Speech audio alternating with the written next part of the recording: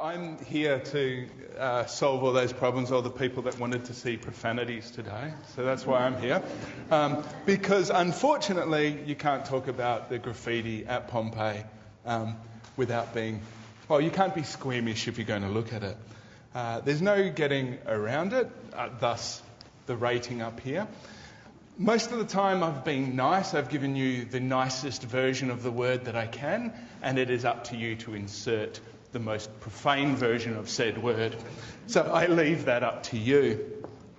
There's a few things I have to get through to start with.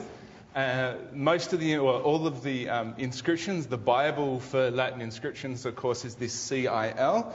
It's divided into areas, and volume 4 is the one that you want to look at if you're looking at Herculaneum and Pompeii. All of the pictures here I've taken from here. The reason for this is if I show you the original inscriptions, we're all going to walk out of here with a headache from squinting because some of them aren't very clear. So the CIL actually allows us to see them very clearly, and I've already spoken about vulgarities. So please do not be offended. I will keep it as clean as I possibly can. In saying that, not everything's rude, okay?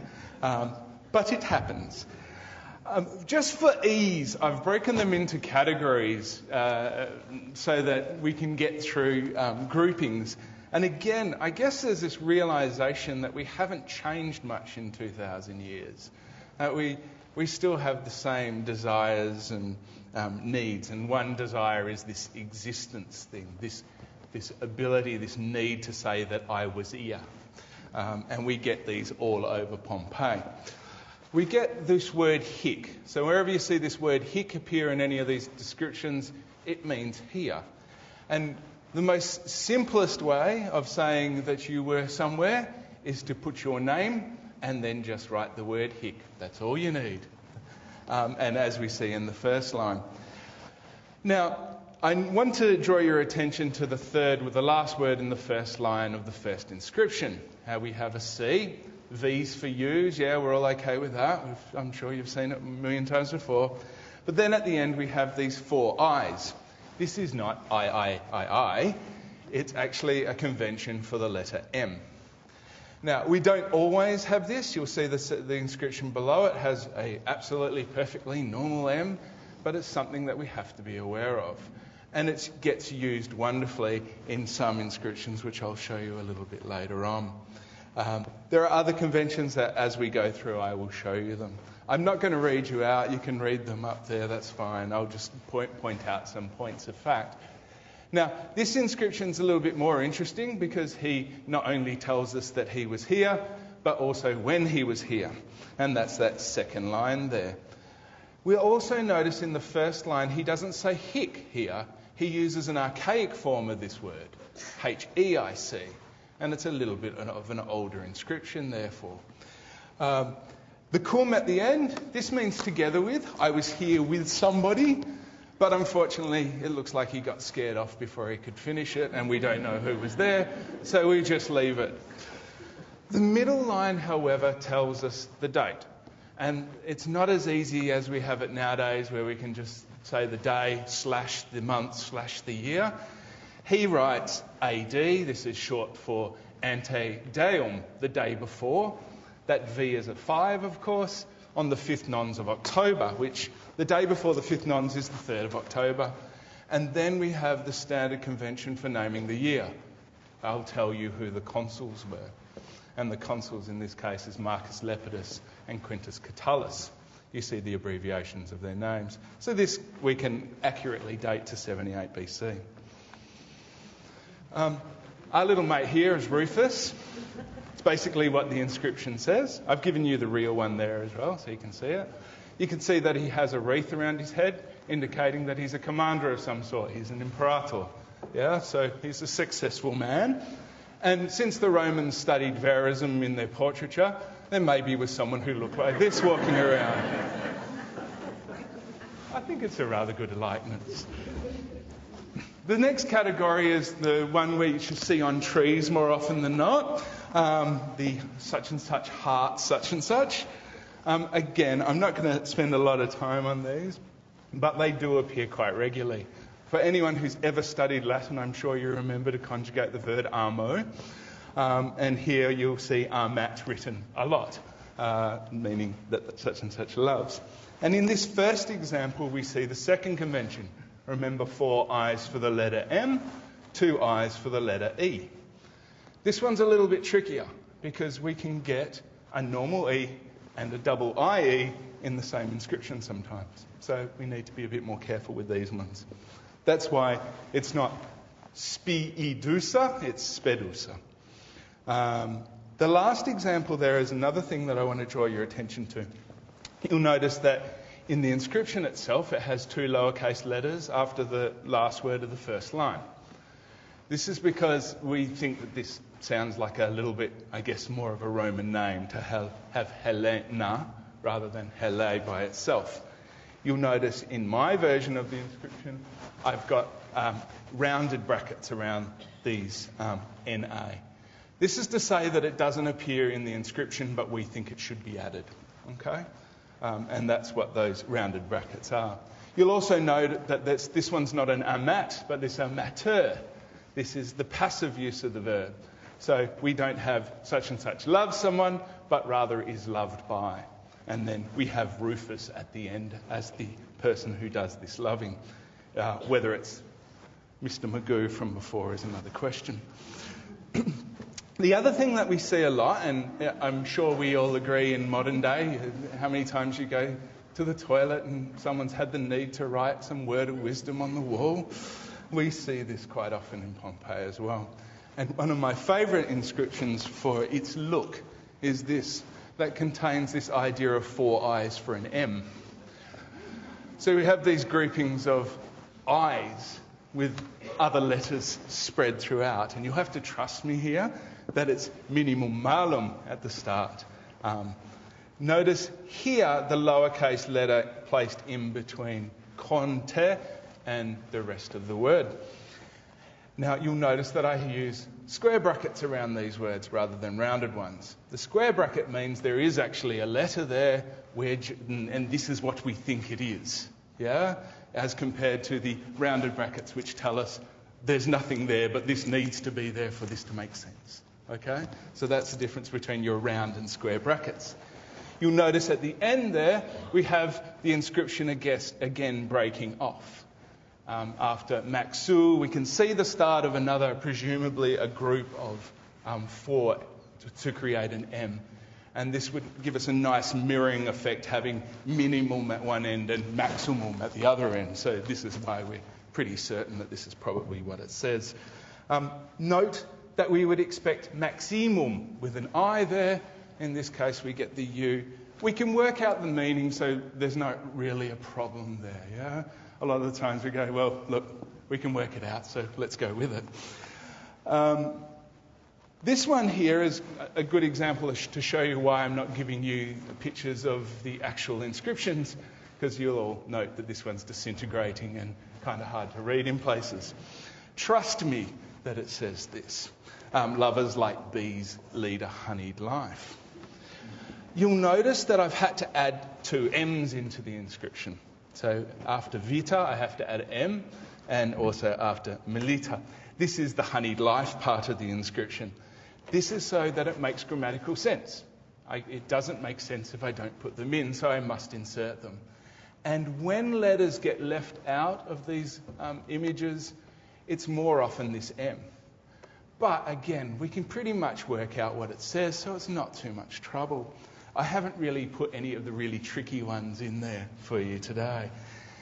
But the interesting thing about this one is underneath we get a second hand writing something. Someone else has come along and commented on this. And they've written wele, which is the infinitive form of the verb for I want. So he says, to be willing to want this, and that's all we have. We presume he's saying to want this doesn't mean that it is actually it. Just because you are a lover doesn't mean you live a honeyed life. And it's another thing that we get, and again, I'm sure you've all seen graffiti where people have commented on the first form of it. There are lots of important things to say around Pompeii. Some of them are very mundane. Some of it's just to say hello to somebody, and we see this quite frequently.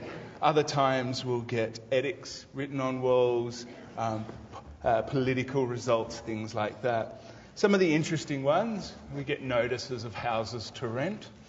And here we have an insula, a apartment block available. We find out from this inscription that it's quite an established one.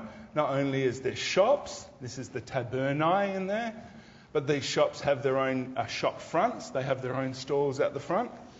This is the pergulus. They also have a canocula equestria. So these is a high-class upper story and a house attached to it. So this is quite an established building. We also see in the third line that it's available ex. We have to add the K for calens Iulis Primus. So it's available from the 1st of July. This allows us to at least date it after 44 BC, the year when July came into existence, I guess. We get little critiques. This comes from the Inn of the Mule Drivers. It wasn't his fault.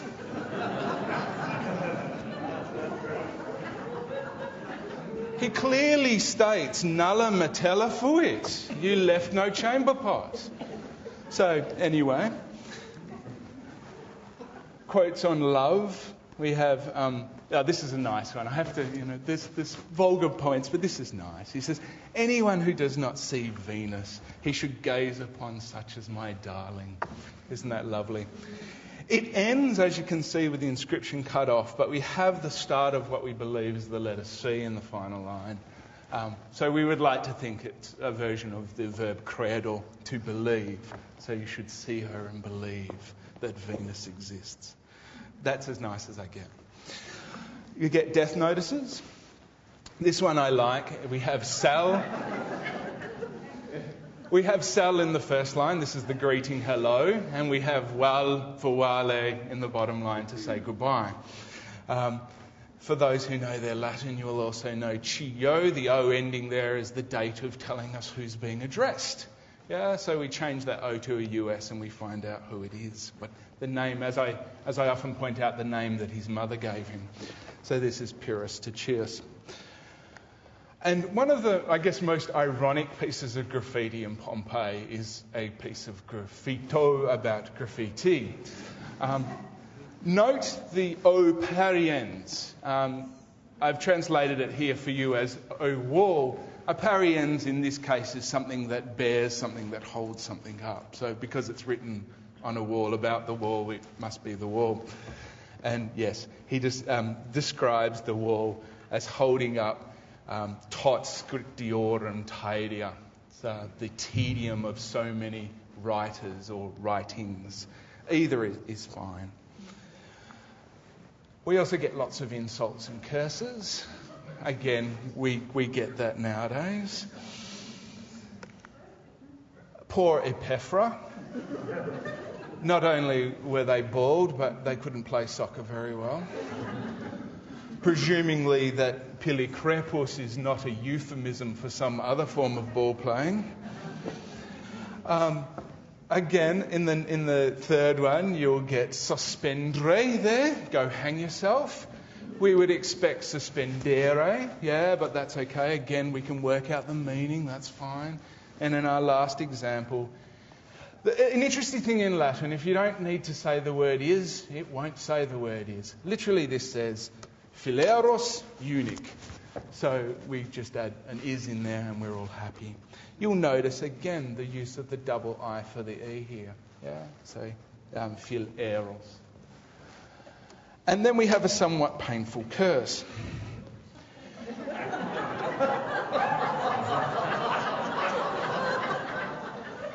I'm sure you can all remember your Shakespeare where he said et tu brute, yeah?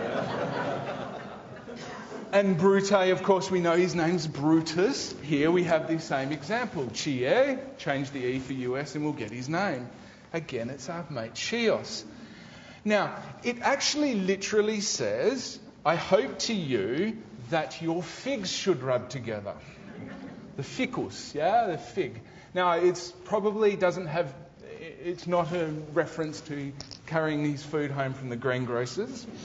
The Romans, as a very practical people, like to name body parts and afflictions by what they look like. For instance, rubella literally means little red things, yeah. And so, in their enlightened state, they felt that hemorrhoids looked rather like squashed figs, I guess. I was going to show you a picture of a fig, ripe and falling apart, but I thought it was too graphic. We have lots of things about soldiers and gladiators. There are tons and tons of these drawings of gladiators basically giving scorecards, their names, and how many battles they've won, etc. By the way, the bottom corner, that's a lion, just in case you were wondering, that creature. I'm not going to go into these, but just to show you how frequently we do get these images. But, and this is probably, I apologise, this is probably the most graphic part of the talk. There is no nice way of me putting this. We get lots of references to soldiers here. I've been nice and given you 4 stars. I'm sure you know what they mean. But we get references to different legions and cohorts being around. And most often than not, they like to talk about their prowess with the ladies. And here we have Floronius in the first example. He's from the 7th Legion. He didn't get to sleep with a lot of girls, only 6 of them. The second guy, Gaius Valerius Venustus, he's rather interesting. You'll see in that line, it states M-C-H-I-P-R, and then in the next line, R-U-F-I. And this stands for M for Miles, a soldier of the first Praetorian cohort of the century of Rufus. Now, Rufus, remember the picture we had earlier, he had a little laurel wreath around his head. This is more likely to be related to him as well. It fits in nicely. But we have the Latin word for, how do I put this nicely, to have relations with somebody. And by this I mean a 4-letter word that begins with F, is futuo in Latin, F-U-T-U-O. And just as an actor acts, futuulor, you get the meaning. But he describes himself as the maximum one, the greatest one. But just when you thought they were all depraved, we get Vibius Restutius, who declares quite proudly that he slept here solus, alone, and thought about his lovely Urbana all night. Because these soldiers are getting up to mischief, there have to be people to service them. Believe me, I'm not going there. I put the question mark for the oldest profession because really the oldest profession is probably hunting, but it probably comes quite closely afterwards. Again, we'll see a prevalence of the verb futuo through these, and I have used the word pleasure instead. In the last example, you'll even find out what the fee was. This is 10 asses. We get evidence of strip teasers, and that's as nicely as I can put that. And we also get evidence of rather crude acts. The interesting one in the last one is not for me to shock you. Believe it or not, the reason that is there is the very first letter of the inscription. Because many of you who might be knowledgeable in Greek might look at this as a pie. It would be unusual for us to have Greek and Roman Latin lettering in the same inscription, on the same word particularly. So some smart person has decided that this might be a T and an I written quite closely together. And I like that. That's why it's there. I might note at the very end of it, in muro is not in a wall. It's hard to do these things in a wall. It's presumably not on the wall. I don't think they're being that obvious. So against the wall seems to work for us now.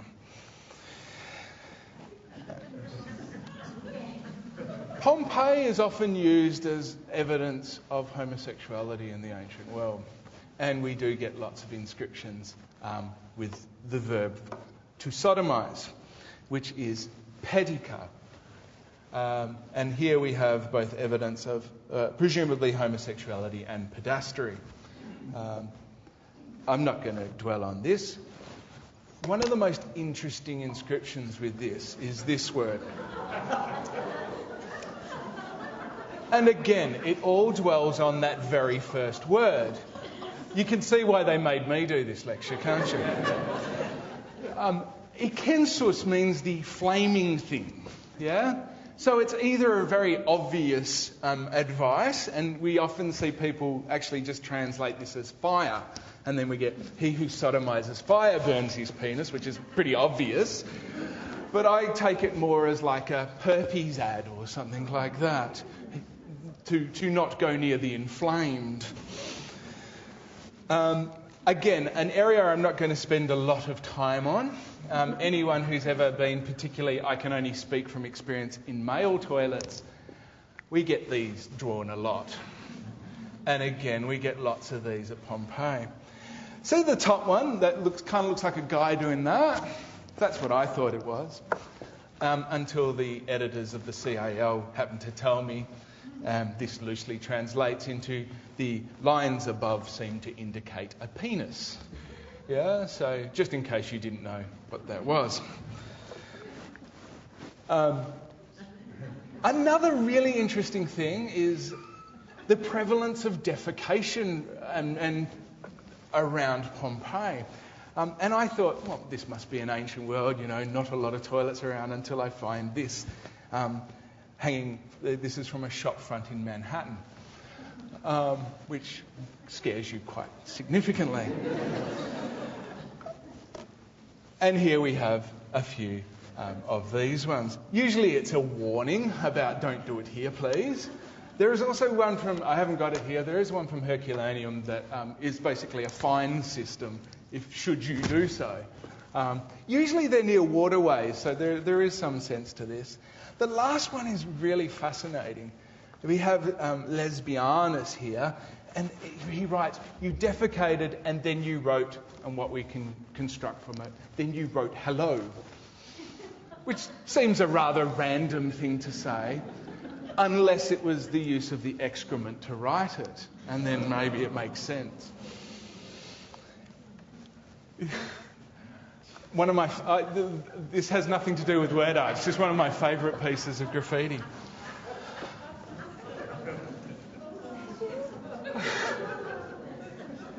Sorry, we'll move on, shall we? We get these lovely word squares. We get little snake designs written. This refers to games, the snake games. But these little word squares are quite interesting in that they read crossways, downwards, in equal squares. The last one there, this rotas opera tenet reposator, has often been taken as evidence of Christianity in Pompeii. Since if I use the central N twice, I can form Pater Noster AO, Alpha Omega, twice, using all the letters. So whether this was a cryptogram, we don't know. I suppose it's not unlikely. We know that even by the reign of Nero, Christianity had reached Rome. So it's quite possible. I'm going to finish today with, I guess, showing you that we haven't changed much. And I'm going to give you a typical Saturday night in Pompeii. And I'm sure you can relate to your own Saturday nights. We start off with the couple at the door. We think this is all nice. They're embracing, isn't that sweet? Until we read the inscription. Nolo cum mertale. No, I don't want to do it with mertale. There are evidence that this may be prostitution, of course, and others take the nicer route and say, no, it's just saying, no, I don't want that. Yeah. Then we move on to the drinking scenes and the gambling scenes. And here we have three sitting down, pointing at the serving maid. First guy says, look over here, that's obviously my pitcher of wine. The next guy, no mia est, it's mine. And she finally solves it and says, whoever wants it shall obtain it. Oceanus, come and drink. And then our final scene here of two guys playing and one guy cheating. He says, I've got it, I've won. And he goes, no, it's a 3, not a 2. There is a third, and unfortunately I couldn't get a picture for it, of two guys having a bar fight and about to be kicked out. So I'm sure we can all relate to our Saturday nights as relating to one of these. Thank you.